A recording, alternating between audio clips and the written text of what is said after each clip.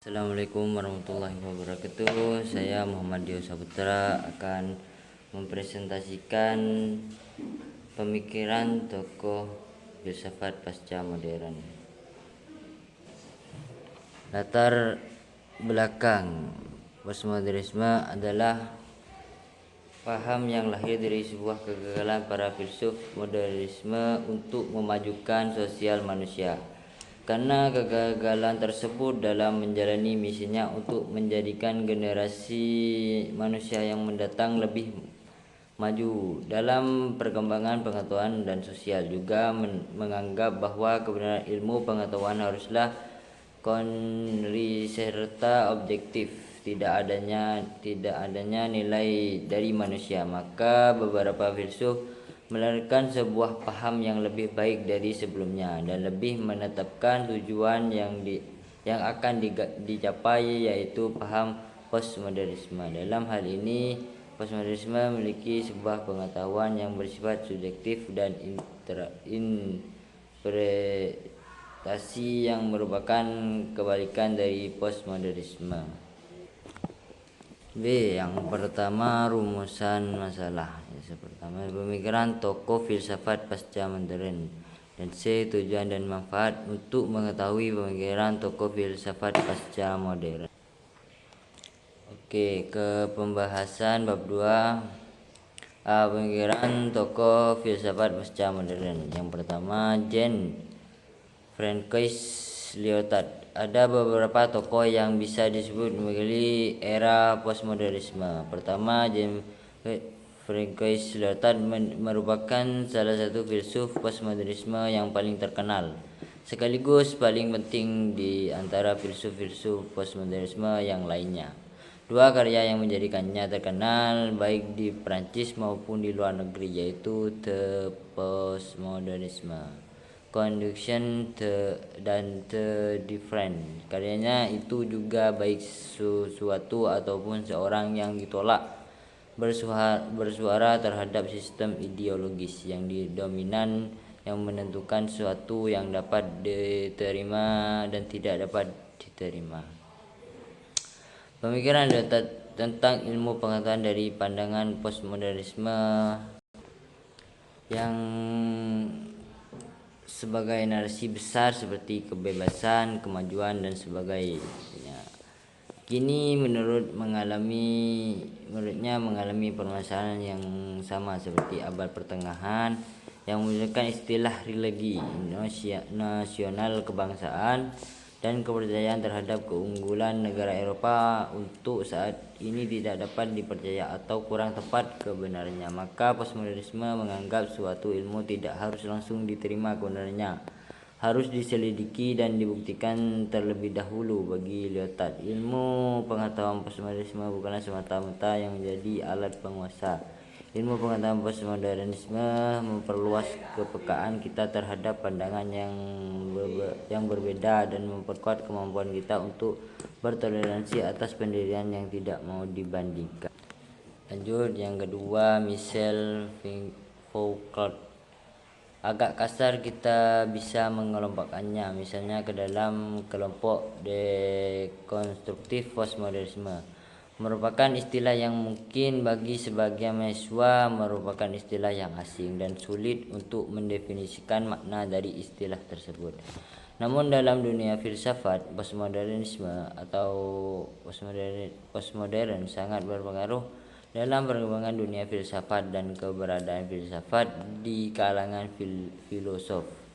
Postmodernisme adalah istilah yang sangat kontroversial di bidang seni dan filsafat. Istilah dianggap sebagai sekedar mode intelektual yang dangkal dan kosong, atau sekedar refleksi yang bersifat reaksioner atas perubahan sosial yang kini sedang berlangsung.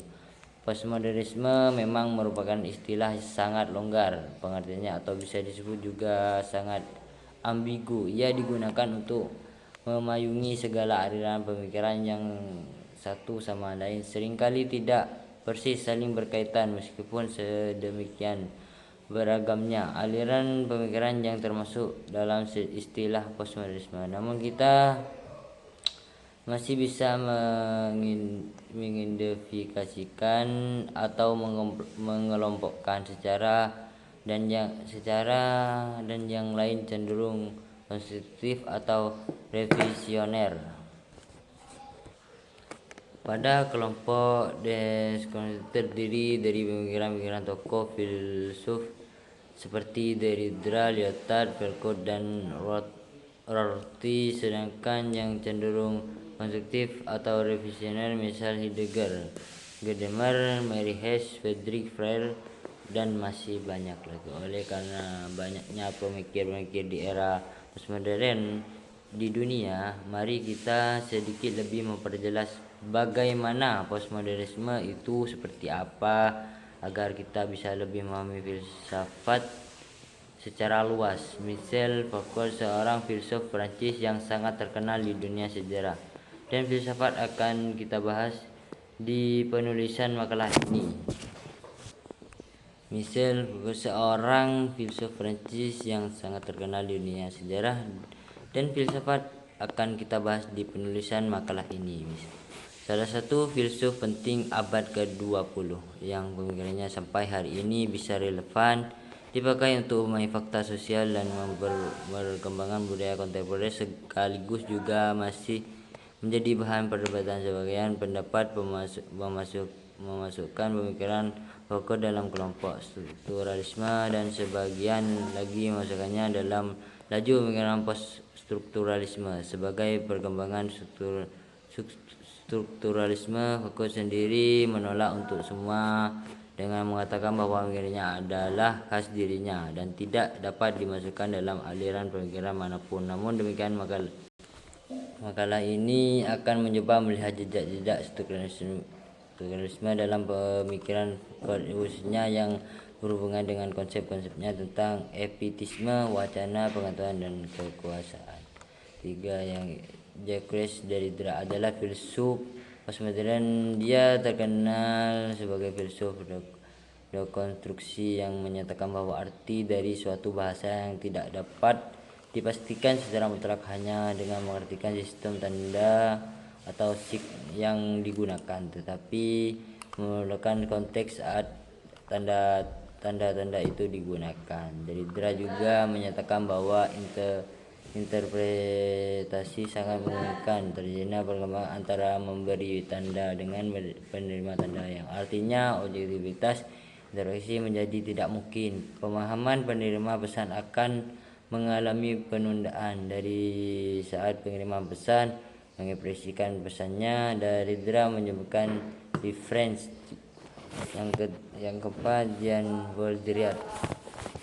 Pemikiran memasukkan perhatian kepada kultur yang dilihatnya mengalami revolusi besar-besaran dan merupakan bencana besar. Revolusi kultural itu menyebabkan massa menjadi semakin pasif ketimbang semakin berontak, seperti yang diperkirakan pemikiran Marxis. Dengan demikian, massa dilihat sebagai lubang hitam yang menyerap semua makna, informasi, komunikasi, pesan, dan sebagainya menjadi tidak bermakna. Massa menempuh jalan mereka sendiri, tak mengindahkan upaya yang bertujuan memanipulasi mereka. Kekacauan, apatis, dan kelembaman ini merupakan istilah yang tepat untuk melukiskan kejenuhan massa terhadap tanda, media, simulasi, dan hiperrealitas. Bagi Jean Baudrillard, karya-karyanya mempunyai sumbangan terhadap pemikiran teori sosial untuk postmodernisme yang baginya bahwa objek konsumsi merupakan tatanan produksi, sehingga baginya masyarakat hidup dalam simulasi yang dicirikan dengan ketidakbermaknaan karena manusia kehilangan identitas jati dirinya, yang banyak terjadi pada masa kontemporer. Tokoh inilah yang terkenal dengan menyebut dunia postmodernisme sebagai kehidupan yang hiperrealistis. Baik, yang kelima, Fredric Jameson memiliki keunikan tersendiri sebagai filsuf dan kritikus sastra yang berhaluan Marxis, di mana dia lahir dan dibesarkan di Amerika, yang seperti kita ketahui bahwa negara ini identik dengan pemikiran liberalisme ketimbang Marxisme. Faktor lingkungan setidaknya mempengaruhi bagaimana pemikiran seorang berkembang seperti halnya Jameson. Dapat pemikirannya yang begitu luas apalagi dia saat pergi ke Prancis dan menjadi murid dari Jean-Paul Sartre yang berhaluan Marxis. Bahwasanya menjadi begitu jelas wilayahnya pengajian Jameson sebagai filsuf dan kritikus sastra sangatlah kompleks, terutama salah satu pemikirannya mengenai postmodernisme. Dia melakukan ini terhadap seni populer, musik, film, arsitektur, novel, dan lainnya. Postmodernisme merupakan wilayah pengkajian dan pemutlakan posisi Jameson sebagai kritikus Marxis. Hal ini dipertegas dengan pandangannya bahwa postmodernisme merupakan dari budaya kapitalisme akhir, bahwa Jameson mengatakan bahwa komersialisasi dan komodifikasi terhadap seni, film, musik, dan arsitektur tidak terlepas dari campur tangan budaya kapitalisme akhirnya yang makin menjalar kita berbagai bidang yang tidak hanya dalam ekonomi saja. Baik, penutup kesimpulannya, tokoh-tokoh postmodernis antara lain Joseph Derrida, Michel Foucault, Joseph Derrida, James Derrida, dan Frederick Jameson. Ciri-ciri pemikiran postmodern antara lain dekonstruktivisme, relativisme, dan pluralisme. Teori sosial dalam postmodernisme terhadap beberapa aliran yaitu postmodern moderat, postmodern ekstrim, dan posisi teoritis. Pandangan postmodernis terhadap ilmu pengetahuan bahwa mereka tidak mengakan adanya rasionalitas universal objektif dalam pengetahuan, yang ada hanyalah relativitas dari eksistensi plural atau subjektif. Maka dengan demikian perlu dirubah untuk berpikir totalizing menjadi pluralistic and open demokrasi dalam semua sendi kehidupan. Saran bagi postmodernisme, mereka tidak memandang ilmu pengetahuan modern sebagai universal, karena postmodernisme menolak penjelasan yang bersifat universal, harmonis, dan atau bahkan konsisten. Kaum postmodernisme menggantikan hal tersebut kepada yang partikular dan lokal, lalu menyingkirkan hal yang bersifat universal. Cukup sekian dari saya. Assalamualaikum warahmatullahi wabarakatuh.